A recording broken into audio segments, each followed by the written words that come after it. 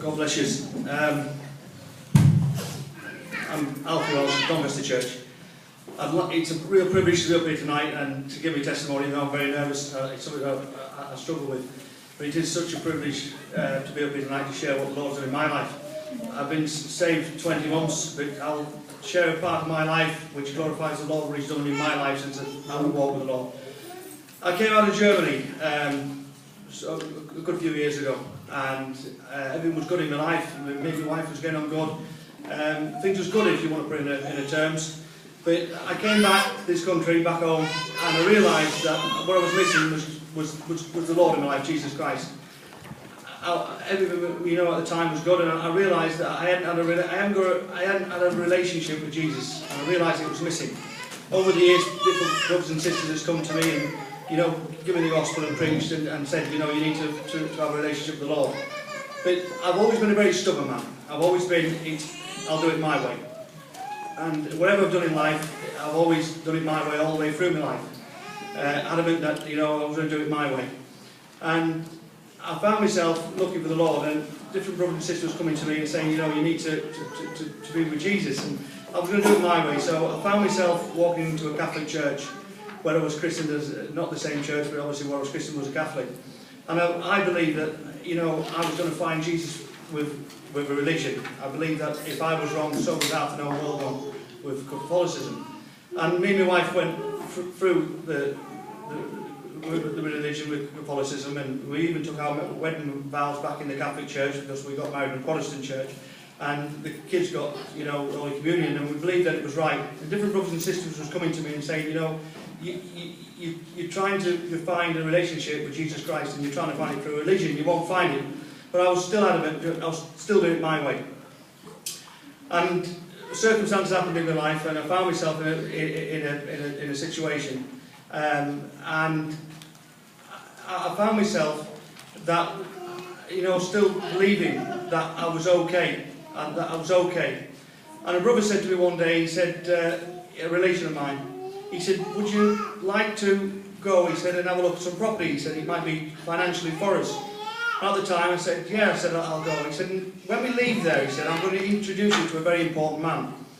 And anyway, at the time, that was on the Friday, he was picking me up on the Monday. All that weekend I went to the pub, and there was no change in my life. I got up the next Sunday morning, I went to church and asked for my sins to be forgiven, and there was no change in my life, even though I was in a religion. I was still doing the things of the world, and being able to still going okay, but everything of the world was still the same. And that morning he picked me up at 8 o'clock, and what we went to see on the telephone, we realised it wasn't for us, it wasn't going to work out. I said, well, where are we going? He said, I'm going to introduce you, he said, to a very important man. He said, you need to meet him. So that morning I was driving down the A1, I said, where are we going? He said, well, I'll show you. So in the car, and he's got the CDs on, and the Barbies is playing, and he's up in the car. Next thing I pull up some motorway services, and we're getting a cup of coffee. And you may look and say, well, you're very naive, but I trusted this relation of mine. He's a sensible fellow business-wise. He's going to take time off Monday and have me on a wild goose chase. And as I'm sort of having a cup of coffee, some brothers walked in from Downton Church. And I recognised them. They've got a tray of coffee. You okay, Alfie? And you're okay, Alfie? Yeah. And I look at these brothers walking in, and they're sort of having a cup of coffee with me. And the penny dropped. I was going to the Bible seminar. I was going to, little did I know, but I was going to meet a very important man. So I thought, well, this is good. I thought, I won't say nothing, I'll just drink my coffee. I thought, I've wasted my week, me being greedy, thinking there's something I'm going to pound signs, ka-ching, and I've ended up now in a Bible seminar with 600 lunatics. I thought, this is really good. I thought, they're going to tell me about God, and I already know God, I'm in a religion, and if my religion's wrong, then the rest of the world's wrong. So, yes, I'll go along. So I put a smile on my face, got in the car, driving down the road, going down the A1, and the CDs is on. And I'm looking down in front of me, and I said, I'm going to the Bible seminar. Lord doesn't want us to mention names. I'm not here to give any glory to man. It's Jesus Christ.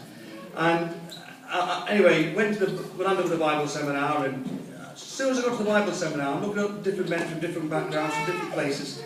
And I've looked at these men, and these men's got a peace on their face, and they've got a contentment. And I know that I haven't got that peace on my face. I haven't got that contentment. What I have, you can see it was, it was really different.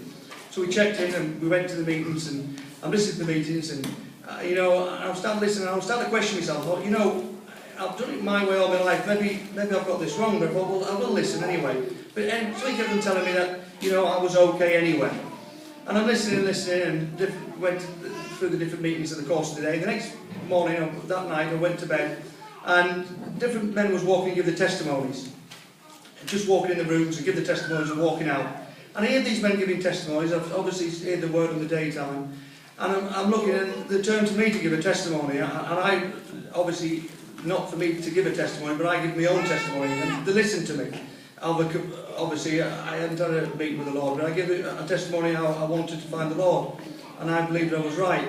And they let me talk and they let me speak. And that night I went to bed. And I was laying in the bed on my own, and I realised that, you know, maybe I was wrong. And, you know, maybe Jesus Christ was right. And I went to bed that night, and the next morning I got up, and I was having a shave in the mirror, and there was a presence. We know we don't want feelings, but there was a presence. And the presence was that, you know, I need to know more, because I'm no longer sure. And that morning I went to the early morning meeting. The brothers what was in the room didn't want to go that morning. They wasn't going to go to the meeting. They were snoring their heads off. I got them up out of bed. And we went to the meeting that morning, and we walked across the car park and to go for some food. And I walked off on my own. And the rest of the brothers walked into the canteen. I walked across the car park and I said, Lord, I said, if you're real, Jesus Christ, speak to me. I said, Lord, I said, I've always done it my way. I've always been a very obnoxious type of person, a very, you know, determined to do it my way. I said, but Lord, if you're real, Lord, let your will be done and not my will be done, Lord. Speak to me, Lord. And the Lord spoke to me, and the Lord opened my eyes, literally on that car park.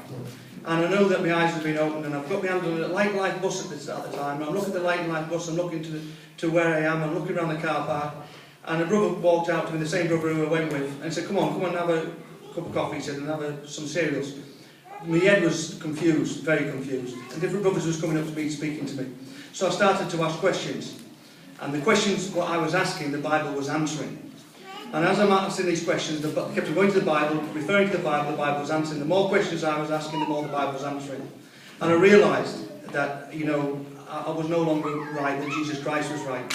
And I left there, I went to the meeting, and I said to the brother who came with, I said, I need to go home.